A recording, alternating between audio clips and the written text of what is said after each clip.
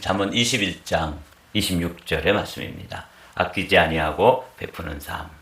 우리 26절 말씀 함께 한 목소리로 읽겠습니다. 어떤 자는 종일토록 탐하기만 하나 의인은 아끼지 아니하고 베푸느니라. 그러니까 두 종류의 사람이 있는 것을 보게 되죠. 끊임없이 내 것 챙기고 내 욕심 채리고 이렇게 자기 것을 쌓느라고 하루 종일, 이 하루 종일이라는 것은 삶 전체를 말하는 거죠. 그 사람의 삶이 그래서 자기 이익이라든지 자기 소유라든지 자기 것 그거 이렇게 챙기고 쌓고 또 지키고 이렇게 하는 일에 자신의 그 삶을 다 허비하는 사람이 있습니다. 반면에 또 한 부류의 사람, 거기서 오늘은 의인이라고 되어 있는데 의인은 아끼지 아니하고 베푸느니라. 이 베푸는 삶에 대해서 어떤 사람은 아끼고 또 자기 것만 챙기고 또 다른 사람 것이라도 또 탐욕을 가지고 뺏어오고 이렇게 하는 아주 이 사람을 세번역에서는 여기서 우리가 가지고 있는 성경 개역 개정판에서는 어떤 자는 이렇게 되어 있지만 세번역에서는 아예 은유를 맞춰서 악인은 의인은 이렇게 번역이 되어 있어요. 악인은 온종일 탐하기만 하지만 의인은 아끼지 않고 나누어 준다. 그래서 어떤 사람은 이렇게 어떤 자라고 되어 있는 어떤 사람에 대해서 이 세번역에서는 악인이다 이렇게 번역을 하고 있고 공동 번역에서는 그냥 일반적인 사람으로 그런 사람은 날마다 욕심만 내지만 착한 사람은 남에게 아낌없이 내어준다. 그래서 오늘 아낌없이 내어주고 자신의 것을 또 베풀고 손을 펴서 누군가에게 도와주고 이런 삶에 대해서 이 지혜자는 이게 의인이고 이게 더 복된 삶이고 행복한 삶이다. 그런 말이에요. 오늘은 그렇게 어렵지 않지만 또 우리의 삶을 이렇게 보면 종종 저의 마음도 좀 다른 사람에 대해서는 인색한 마음이 있고 반면에 내 것을 챙기는 데 있어서는 조금 부지런하고 또 열심도 내고 내 것 챙기는 데 있어서는 남에게 지지지 않는 그런 그 마음을 보게 되잖아요. 그래서 이런 모습을 솔로몬도 자기 자신 안에서도 보고 또 다른 신하들 그 백성들 가운데 이렇게 관찰해 보면 자기 것 챙기는 데는 뭐 하여튼 눈에 불을 켜고 탐하고 또 온종일 그런데 눈이 번뜩번뜩 하잖아요. 반면에 어떤 사람들, 의인들은 자기가 가지고 있는 건 나눠주는 게 손에 나는 건 누가 모르겠어요? 내 주머니에 어마운트가 줄어드는 거 누가 모르겠습니까? 그래도 손을 펴서 나눠주고 또 베풀고 또 이웃에 대해서 도움을 주고 이렇게 하는 삶. 이건 알기는 알고 또 경험적으로 이런 것들을 우리가 경험하지만 정말 우리의 삶에서 그렇게 사는 것, 그렇게 실천하면서 살기는 쉽지 않다. 이게 이제 오늘 본문 말씀을 묵상하면서 느끼는 느낌입니다. 이건 다 알지. 베푸는 삶이 좋다는 거 어렵지만 누가 몰라. 근데 이건 제대로 또 우리의 삶에서 실천되어지는 일은 쉽지 않다. 근데 이제 성경은 그렇게 어려운 일이고 쉽지 않은 일이고 우리의 본성과 반대되는 일이지만 그렇게 사는 사람들이 있고 그런 사람들이 행복한 사람이라고 하는 사실을 오늘 성경 말씀은 가르쳐 주십니다. 신명기에 보면은 하나님의 사람 모세가 그 가나안 땅에 들어가서 가난한 사람들이 언제든지 있게 되는데 그 사람들을 향해서 어떻게 마음을 열고 손을 펴야 되는지에 대해서 가르쳐 주십니다. 아주 소중한 가르침이죠. 제가 읽어보겠습니다. 신명기. 너는 반드시 그에게 줄 것이요 줄 때에는 아끼는 마음을 품지 말 것이니라. 이로 말미암아 내 하나님 여호와께서 내가 하는 모든 일과 내 손이 닿는 모든 일에 내게 복을 주시리라. 땅에는 언제든지 가난한 자가 그치지 아니하겠으므로 내가 내게 명령하여 이르노니 너는 반드시 내 땅 안에서 내 형제 중 곤란한 자와 궁핍한 자에게 내 손을 펼지니라. 곤란한 자, 궁핍한 자, 가난한 자 이런 사람들은 그 가나안 땅에 이제 입성하게 되면 젖과 꿀이 흐르는 땅이지만 거기에도 있는 것이죠. 여러분 세계에서 제일 잘 사는 이 미국 풍요의 땅, 이 미국에도 홈리스 피플들이 있는 걸 보면 적과 꿀이 흐르는 땅에도 그런 사람들이 있고 그런데 그런 사람들에 대한 가진 자 또 지금 그래도 쓸만한 재물이 있고 또 집이 있는 그런 사람들이 가져야 될 마음의 중심, 마음의 자세는 뭐냐면 그들을 향해서 마음을 열고 손을 펴라.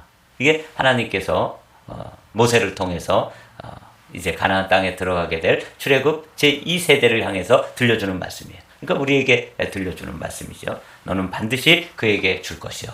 줄 때는 아끼는 마음이 가지지 말고 그 품지 말고 줄 것이니라. 그래야지 하나님께서 그 마음을 보시고 그 손을 보시고 복을 주실 것이다. 이게 이제 신명기의 말씀이에요. 잠언서에 보면 아주 중요한 원리가 담겨있는 지혜의 말씀이 이렇게 되어 있습니다. 흩어 구제하여도 더욱 구하게 되는 일이 있나니 과도히 아껴도 가난하게 될 뿐이니라. 그러니까 과도히 아주 그냥 거의 굵은 소금처럼 짠 소금처럼 자린고비처럼 조기 한 마리 걸어놓고 매달아 놓고 그냥 그걸 생각하면서 소금 찍어서 밥 먹는 정도로 과도하게 아낀다 그래서 부자가 되는 그런 거 못 봤다는 거죠. 솔로몬이 볼 때. 그리고 어떤 사람은 넉넉지도 못한데 그래도 흩어서 구제하고 이웃에 대해서 마음을 넉넉하게 쓰고 그런 사람들이 오히려 풍하게 되는 걸 보았다. 25절을 보면 구제를 좋아하는 자는 풍족하여질 것이요 남을 윤택하게 하는 자는 자기도 윤택하리라. 남을 잘되게 해주면 그거로 인해서 나도 잘되고 다른 사람을 윤택하게 다른 사람을 기름지게 만들어주면 내 삶도 윤택해진다. 이게 이제 솔로몬의 지혜입니다. 과도히 아낀다 그래서 다 잘되는 것도 아니다. 그래서 오늘 아침에는 우리가 이 말씀을 온종일 탐하기만 하는 악한 삶을 사는 사람이 있고 어리석은 삶을 사는 인생이 있는데 누구에겐가 아끼지 않는 마음으로 넉넉히 베푸는 삶, 이런 마음을 오늘 아침에는 이 말씀을 통해서 우리가 가지기를 원합니다. 이 말씀은 누가복음에 있는 말씀인데 주님의 말씀이죠. 누가복음 6장에 있는 말씀이에요. 이 말씀은 아주 소중한 말씀입니다. 너희 아버지의 자비로우심 같이 너희도 자비로운 자가 되라. 비판하지 말라. 그리하면 너희가 비판을 받지 않을 것이요. 정죄하지 말라. 그리하면 너희가 정죄를 받지 않을 것이요. 용서하라. 그리하면 너희가 용서를 받을 것이요. 주라. 그리하면 너희에게 줄 것이니 곧 후히 되어 누르고 흔들어 넘치도록 하여 너희에게 안겨주리라. 너희가 헤아리는 그 헤아림으로 너희도 헤아림을 도로 받을 것이니라. 이게 이제 예수님께서 하나님의 자녀들이 살아야 될 삶의 모습을 명령형으로 말씀하시는 거죠. 비판하지 말라, 정죄하지 말라, 용서하라. 그리고 네 번째로 뭐라고요? 주라. 이렇게 말씀하셨죠. 이 명령형의 말씀에는 반드시 그렇게 할 수 있는 힘도 주시고 또 그렇게 했을 때 뭐도 주시고 복도 주시고. 저는 이 복에 대해서 사모하는 사람입니다. 우리가 비판을 받지 않으려면 누구를 비판하지 않으면 비판받지 않는 사람이 되는 복을 받는 것이죠. 누군가를 정죄하지 아니하면 정죄를 받지 않는 복을 받는 것이다. 주라! 그리하면 너희에게 줄 것이니 어느 정도로 후히 되어 누르고 흔들어 넘치도록 하여 너희에게 안겨주리라. 이 모습을 이제 제가 살던 시골에서는 고봉이라고 불렀어요. 말이 있으면 말에다가 곡식을 담지 않아요? 그럴 때 굴대라는 게 있어요. 이렇게 아주 수평이 잘 잡혀져 있는 그 나무인데 그걸로 이렇게 싹 깎으면 이제 아주 누구라도 공평하게 손으로 이렇게 깎으면 안 되죠. 근데 굴대로 깎으면 비교적 정확하게 공평하게 이제 말로 될 수가 있습니다.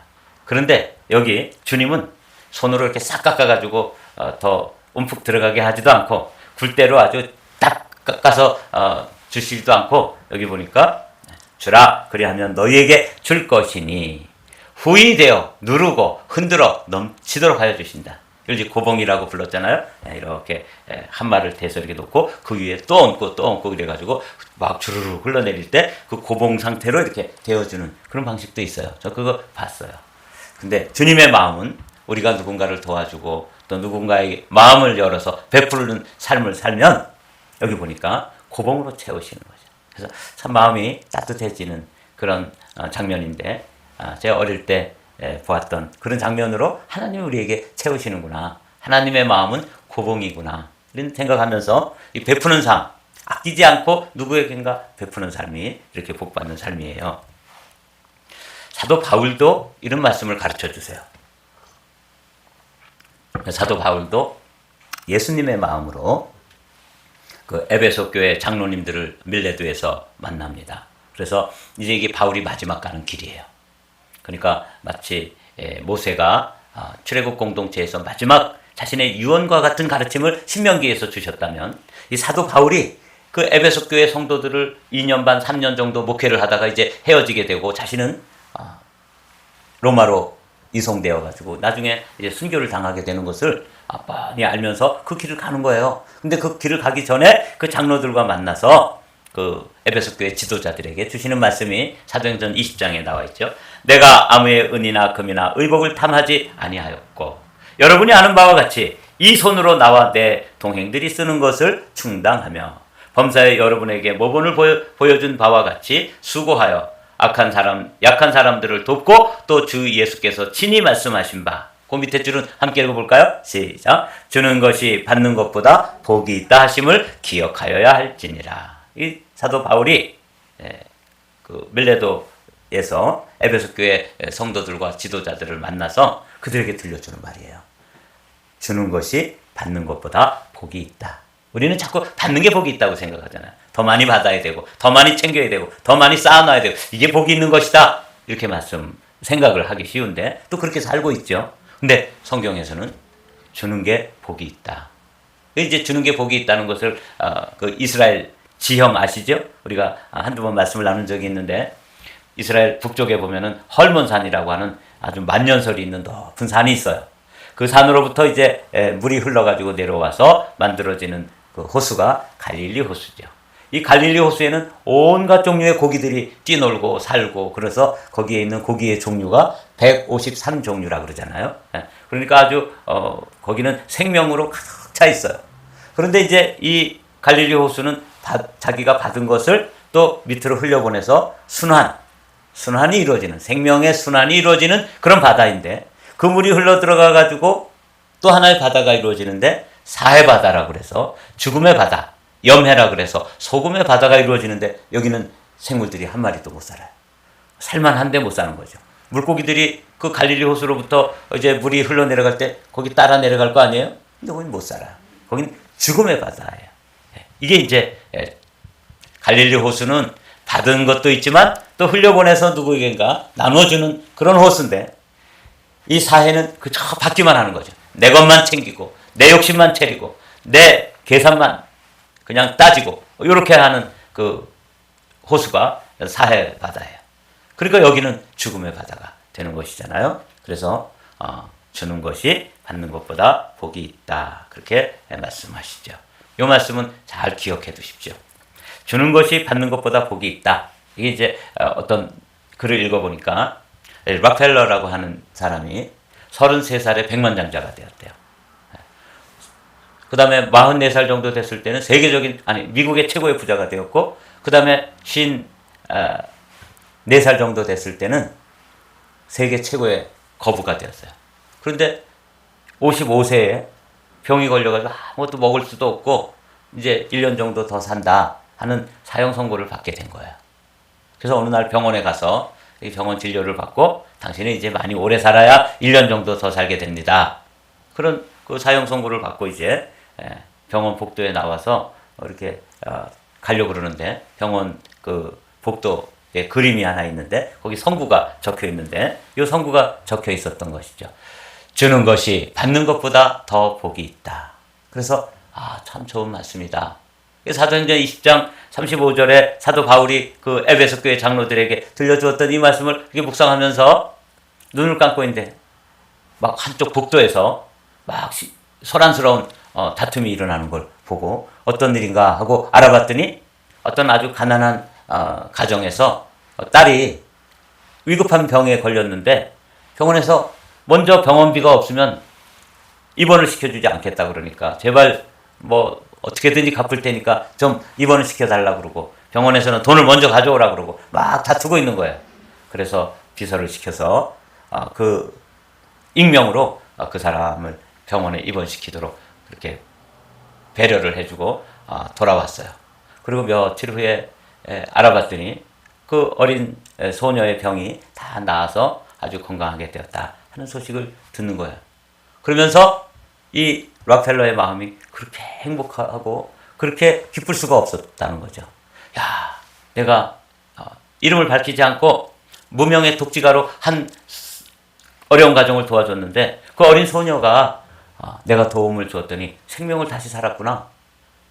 회복했구나. 그 이야기를 들으면서 그냥 마음이 너무 행복해지면서 그래 나도 이제 도와주는 삶, 누구에겐가 베푸는 삶, 어려운 사람들에 대해서 좀 흘려보내는 삶을 살아야 되겠구나. 그래서 그가 결심을 하게 된 거예요. 주는 것이 받는 것보다 더 복이 있다 하는 요 성경 구절을 가지고 살기로 결심한 거예요.